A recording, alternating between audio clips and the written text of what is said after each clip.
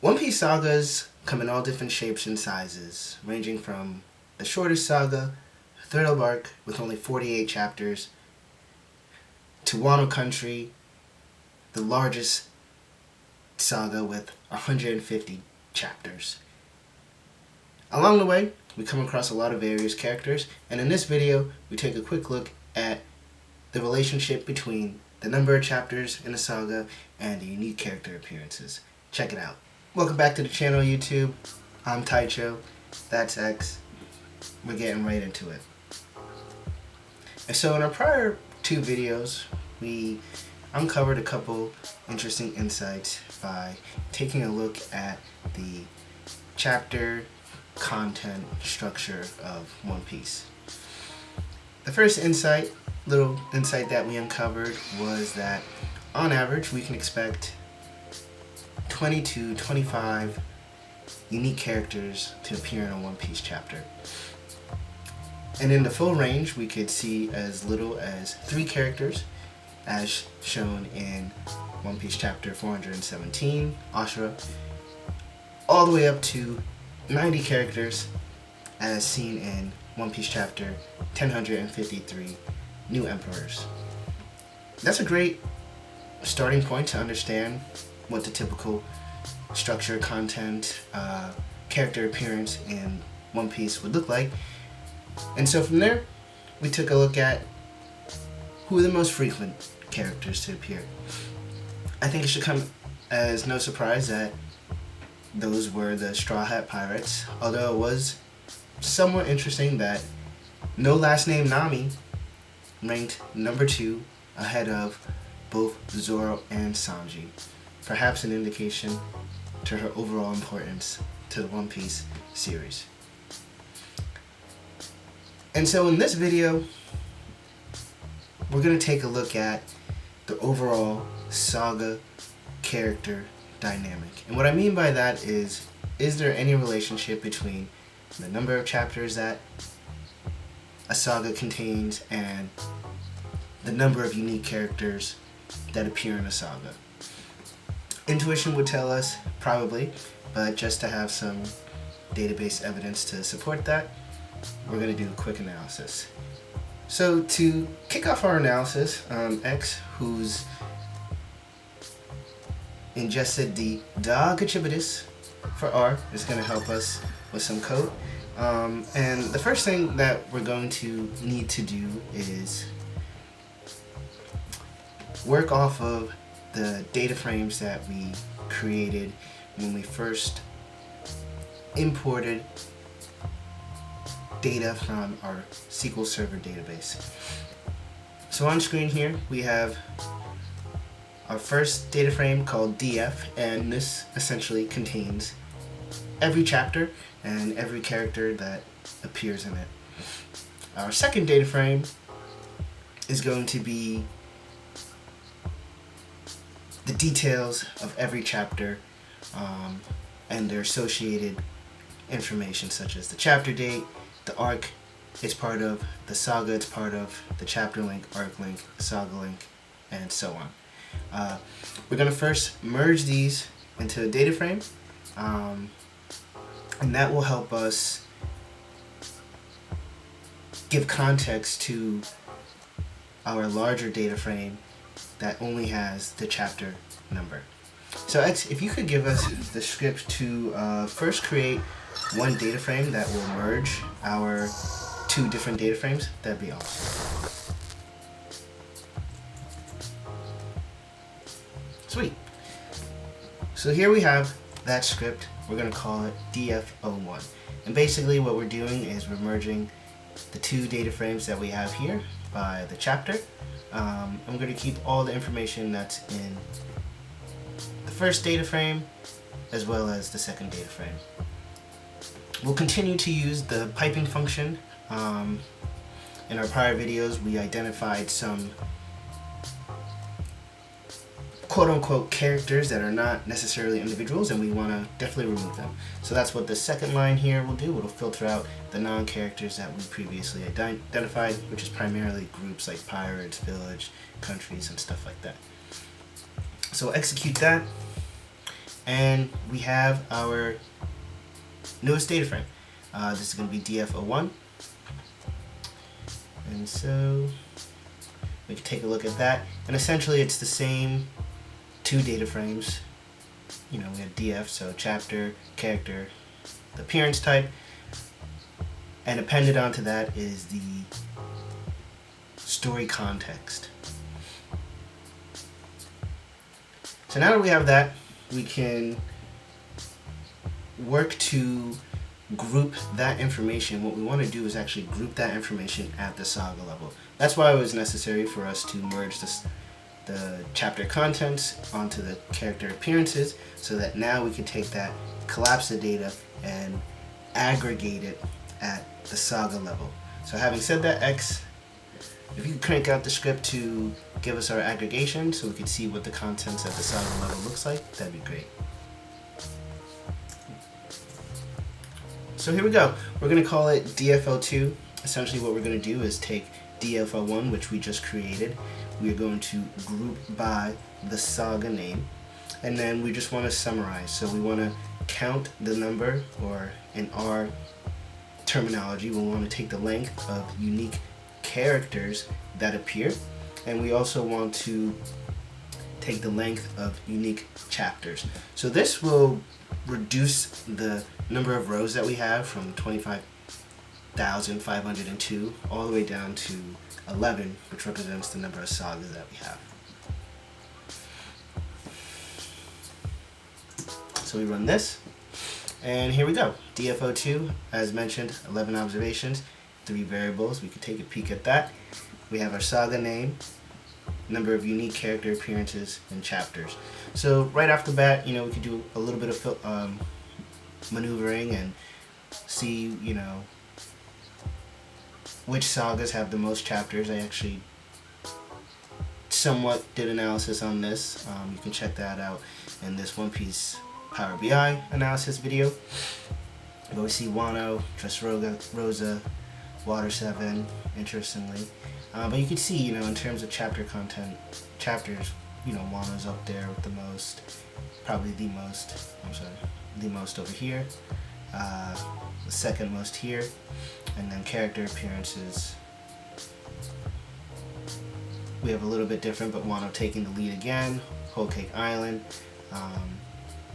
Summit War, which makes sense because that was just a huge conglomerate of different characters coming. Dressrosa pops back up, given the length. Water 7, given the length. So yeah, that is our aggregated data table. And while this is helpful, it would be a little bit easier if we first glean some standard insights from that. So X, if you could give us a script for the summary stats, that'd be awesome.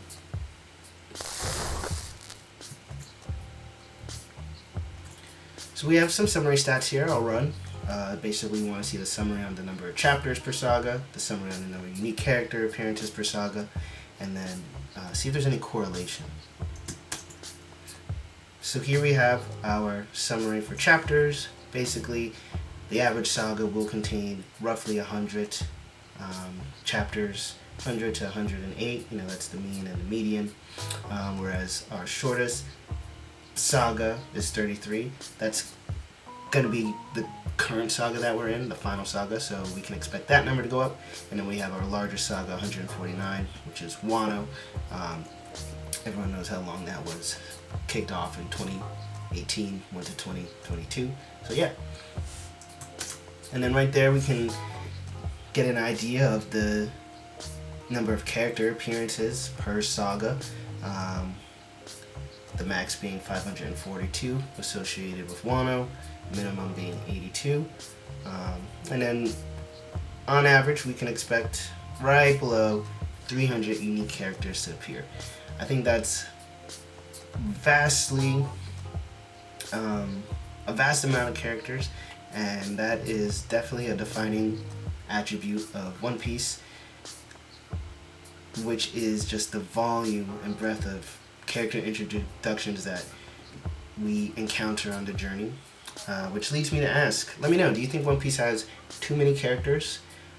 Do you think that some characters just are introduced and forgotten, or do you think each new character brings a breath of fresh air? My opinion, I think for the most part, it is a breath of fresh air. I think it keeps the headcanon going on what's this character going to do, who's that character, is this character going to join the crew? Oh, Yamato. But yeah, so there are the summary stats, and then what we can do from there is take a quick look at the correlation, and we see that it's a positive correlation for sure. It's at about 51, so it's not necessarily 1-to-1, but we should expect that as One Piece sagas increase in chapter length, that a subsequent increase in the length of, or the number of unique characters also occurs. So lastly, what we want to do is we kind of just want to wrap this all up and create a nice visualization to see that. So X, if you can give us the script for a scatter plot, that'd be great. So here we go, and here's our scatter plot script. Basically, we're going to use the aggregated table we created, DFO2. X-axis will be called chapters, Y-axis unique character appearances. We're going to give us some aesthetics based off the size and color, and then make it professional with the title and label the axes. So here we go, and here's our chart. So you can see all the way to the right we have our legends, and basically color coded by the saga name, and basically the size of the dot represents the size of the unique character appearances. So it would be a little tough naturally to kind of see what that is, but that's why we have DFO2, and I'll just sort by ascending.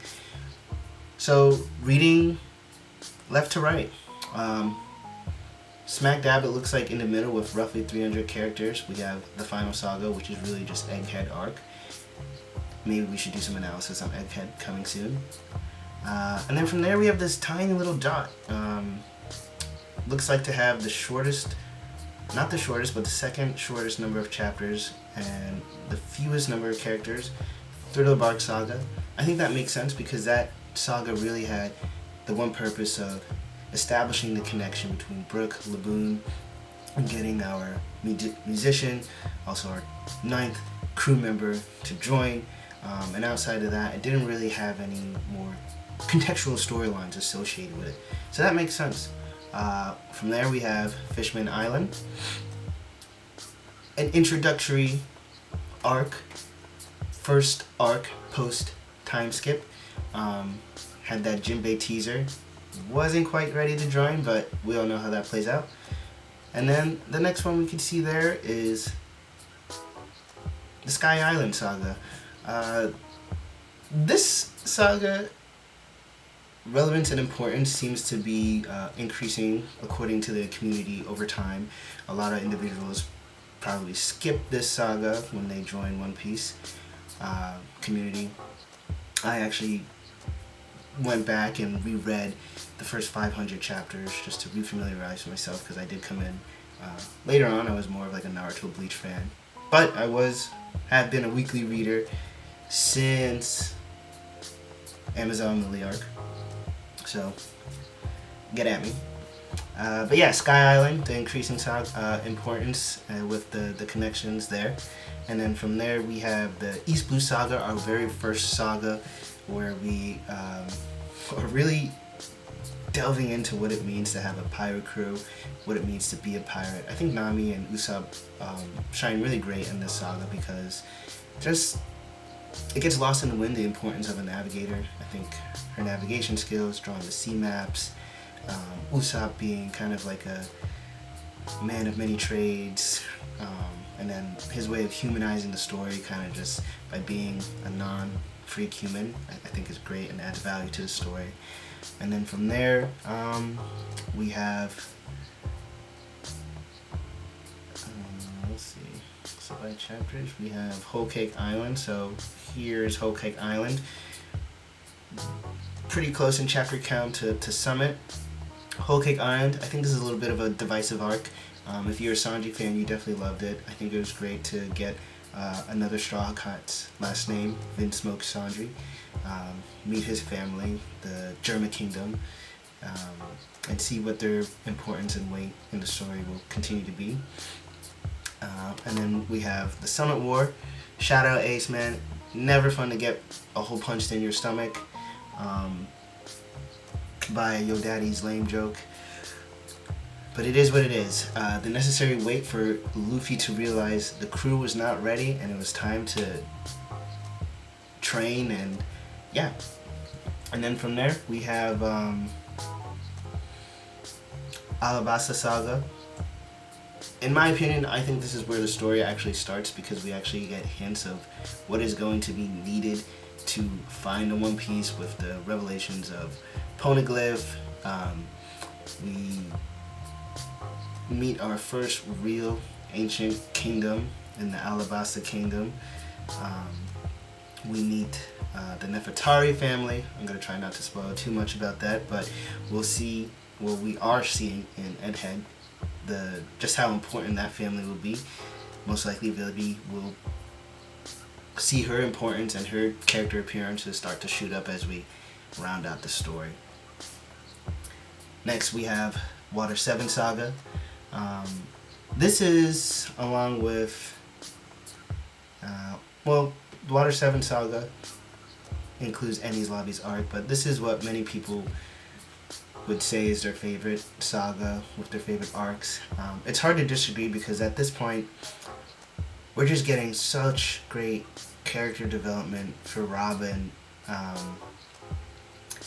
and I would have to agree. I don't know if it's my favorite, but I do remember when I was rereading the story that this saga in particular I couldn't put down, because it was just kind of had you in a chokehold. Kind of had me pissed at Robin. I'm like, yo, just come back, stop making this so tough. But that was great. And you know, the introduction of CP9. I think what Oda did with CP9 is what he wanted to do with Baroque works, but he just executed it much better in terms of keeping their identities really in flux. Shout out Khalifa. By the way, Soap Sheepa. no. But yeah. That's sexual harassment. And then from there we have the Dressrosa Saga. Wow. Watching this weekly was a commitment. Doflamingo though, gotta give him a shout out. He's a G. Gear 4th introduction. Trafalgar Law, increasingly strong weight in the story. Solid saga overall. And then from there we have the Wano Country Saga, which we're just wrapping up in the anime. Hashtag Gear 5th. Let me know what you guys think about Gear 5th. I think the form aesthetically is amazing. The balance between the seriousness and the comedic relief is something that Oda's going to have to juggle, but if there's anyone that can do it, it's him. So that's all we're going to do for today's video. I hope you're enjoying the content. If you are, hit the subscribe button. I have more analysis planned for One Piece characters and character bios and sagas and such. So we're just getting started, but yeah, once again, I really hope you are enjoying the content, and until next time, Taicho out.